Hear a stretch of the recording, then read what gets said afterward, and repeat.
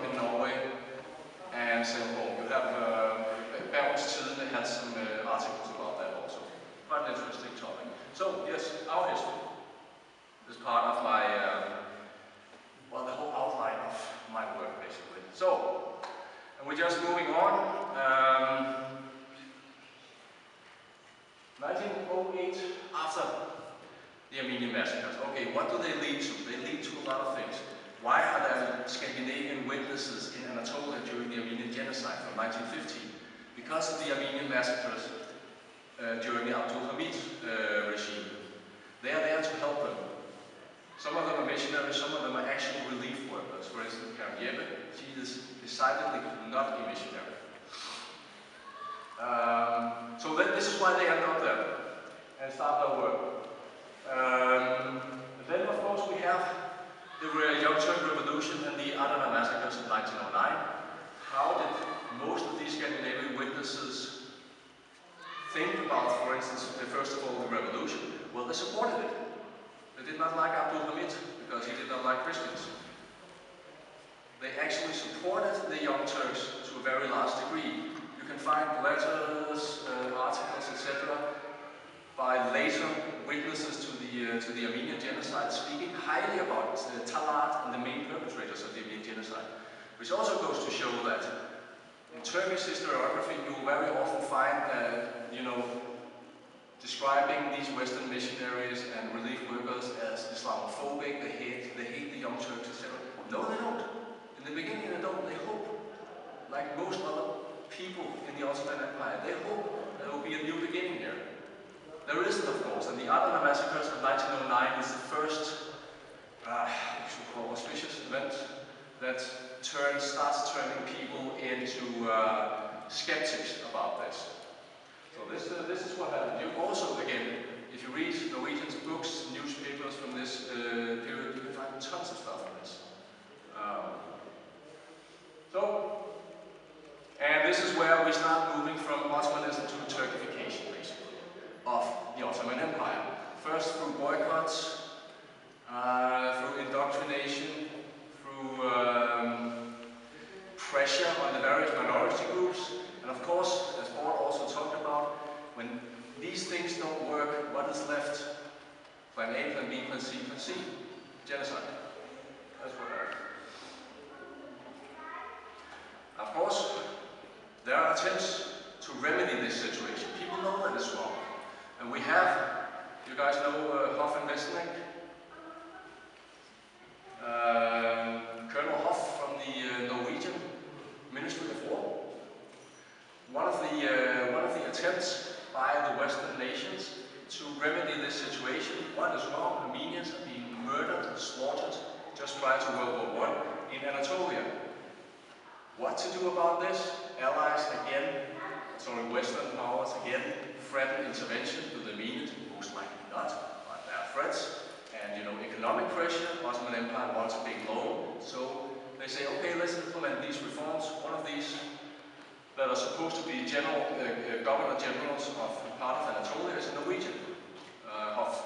So also a very interesting character. Of course, the war breaks out, First World War, and hinders him and his Dutch colleague in starting their work, and this suits the Young Turks very fine, if you get my drift. In the meantime, Hoff is not really allowed to go to Anatolia, so he actually hangs around with the Danish legation in Constantinople hunting. That's some interesting documents about that also. So, and then we have, of course, the genocide. We talked about that. The European War and the final solution of the Armenian question. That is what it is, the genocide. And then, do any of you know what these people have in common? Arne Garborg, Matthias Bjørnlund, Arne Garborg, Norwegian author. Matthias Bjørnlund, German Catholic liberal politician, murdered by right-wing activists during the Weimar Republic.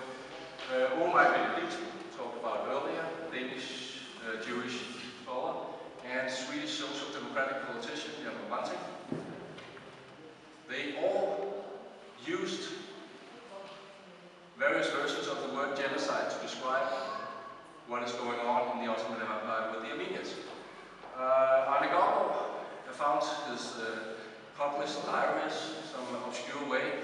1917, he uses the word folkedrab and an E in the end. I think it's in Nynorsk, right? He was a Nynorsk pioneer. So he uses that. Matthias Bjørnlund uses folkemord in German. In also 1917, Benediktsson uses folkemord, 1925. Hjalmar Branting uses folkemord, also in Swedish in 1917. Why is this important? I don't really care about law and legal issues. That's for other people to decide, the legal use of the word genocide. What it does tell us is that various versions of genocide, the murder of a people, is the most precise way to describe what happened to the Armenians. That is simply this. It also goes to show that, these people are sitting, writing reports, writing diaries, and saying, this thing that happens right now, what should we call it? We must find a new word. That tells us something about the nature of this crime, which is the Armenian genocide. Raphael Lemkin did it in 1943-44 when he was sitting in Stockholm writing about genocide. Also based on the Armenian case, obviously, he knew all about that. And it was part of his inspiration to use the modern word genocide. But other people were there before him and puzzling with the same questions. We need a new word to describe this crime of such magnitude. These are not just pogroms or massacres, or crimes against humanity as we call it. These are something else, bigger magnitude.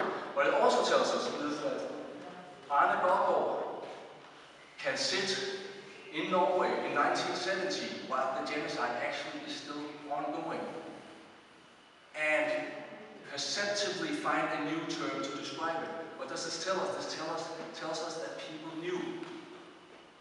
Even in Norway, even in Denmark, people knew because there was tons of press reports about this crime. People knew.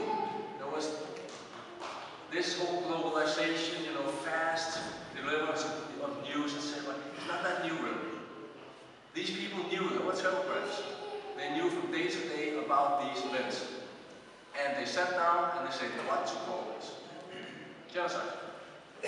In various versions of that word. So,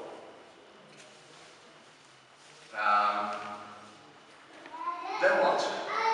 Also part of our history, our interconnectedness in Scandinavia with the Armenians. What happens afterwards? This is, of course, the promise. Some of you have seen this. This is American President Wilson. At this point, he's actually not the president anymore. Pointing to Greater Armenia. This belongs to Armenia, right? This is Armenian land. Because of the sacrifices Armenians have made, the suffering during and immediately after the First World War, Allied powers are promising Armenians a lot of things. I don't have to tell you this. What most people don't know, but what I use most of a chapter in my book to describe is how, when the League of Nations and the Allied powers find out that these promises made to the Armenians, they are very, very costly. We're talking about reality. Again, what we see today around the world. We promised them a lot of things. It cost us a lot to cash in. What are people in Europe? They are really, really tired of war, right? Do taxpayers, do young men want to go out to fight yet another war against this time the Kemalists and the Red Army to save the Armenians? Not bloody likely. So, when Americans first, then the French, then the British say, yeah, we went to the League of Nations, yeah, we made these promises, but it ain't gonna happen. First of all, they don't say it publicly, right? But if you read the documents, which is from the Danish and the Swedish and the Norwegian National Archives, the Foreign Ministry Archives, you can see that when they find out that they're not going to do anything for the Armenians, it's Turkey, it's a new power, it's a reality, right? And you need it in the fight against the Soviets, etc. So, what do? They go to a lot of countries, including, finally,